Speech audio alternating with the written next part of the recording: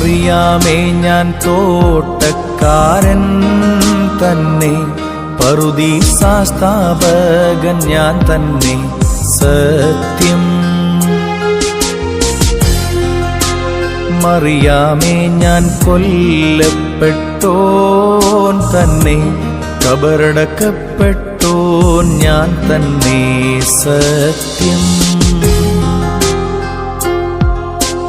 സർവ്വത്തിൻ ജീവൻ ഉയർപ്പും ഞാൻ തന്നെ, സ്പർശിക്കരുതന്നെ ഞാൻ പിതൃഭാഗെ പോയില്ല.